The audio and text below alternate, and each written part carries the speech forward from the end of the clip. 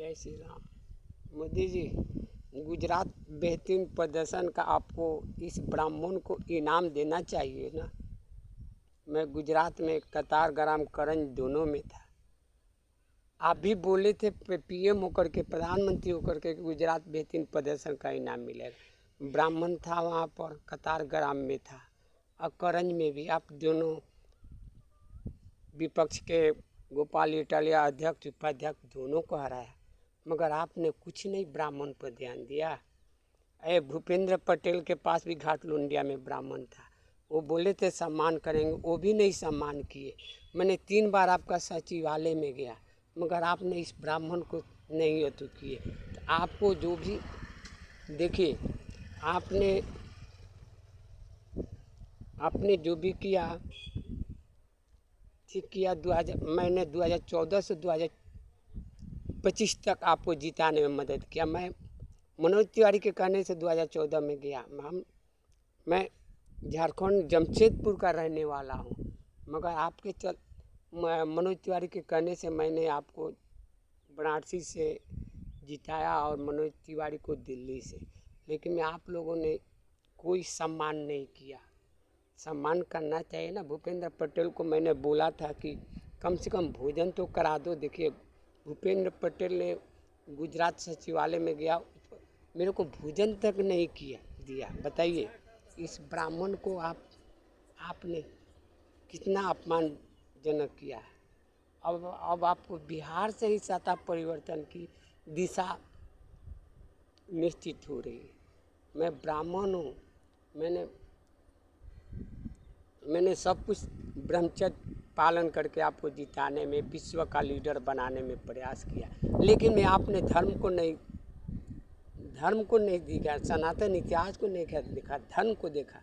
आप बोल रहे हैं कि बिहारियों को मजदूर के लिए हम ट्रेन अथु करें, ये सब भी आपको नहीं बोलना चाहिए, लेकिन आपने बोले। आप पीएम होकर के अथु करते हैं। यही जन स्वराज पार्टी आपका प्रशांत किशोर आपको बिहार से जीतने नहीं देगा। इसके लिए आप देखिए, अपना सत्ता देखिए। लेकिन बिहारी को कभी 11 सालों में आपके सीएम और आपका विधायक सांसद कोई भी सम्मान नहीं किया। ये आपका झारखंड चला गया। झारखंड क्यों गया? झारखंड जाने का मेन कारण वो बिहारियों का मलिकाना हक आपने नहीं दिया। तो मलिकाना हक आपने नहीं दिया तो इसके चलते गया। और दूसरा, ये झारखंड का जो सीएम है रघुवर दास, उसने भी बोला कि मैं बिहारी वोट से नहीं जीता। तो बिहारी वोट से आप नहीं जीतते तो बिहारियों का अपमान किए। और 70% बिहारी है झारखंड में, कैसे आपको वोट दे, ये भी तो बताइए। इसके चलते आपको हार सुनिश्चित हुआ। और 2 बार आप हरा दिए।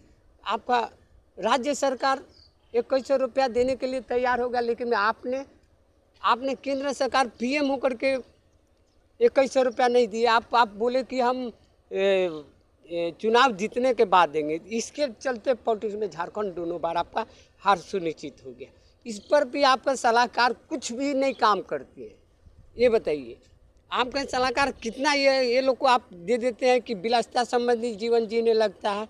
इसके लिए आपको ध्यान देना चाहिए। आपकी सत्ता अब बिहार से ही सत्ता आपकी धीरे धीरे समाप्त हो जाएगी। अब बिहार देखिए, बिहार ये राज्य है, ज्ञान का केंद्र है बिहार।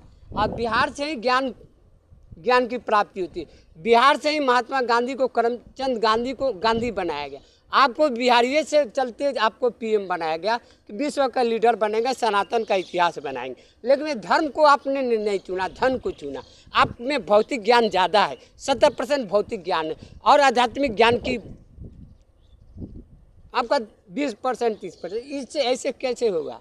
आपका बोलने से भी आपको समझ से परे है।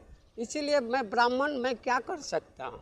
अब बिहार से ही आपकी सत्ता चली जाएगी, धीरे धीरे समाप्त हो जाएगी। क्योंकि आपके कोई भी विधायक और सांसद और मुख्यमंत्री आपके प्रति थोड़ा भी, आपको कैसे पार्टी जीतेगा, क्या करेगा, कोई सलाहकार सही नहीं है। इसलिए आपकी अब धीरे धीरे 11 साल हो गया ना, 1 साल में और समाप्त हो जाएगी आपकी। 12 सालों तक एक ब्राह्मण बोला था, 12 सालों तक आपको सम्मान किया, आपको जिताने में मदद किया। आपके तीनों प्रिय मुख्यमंत्री को भी जिताने में ब्राह्मण ही मदद किया था। जय श्री राम।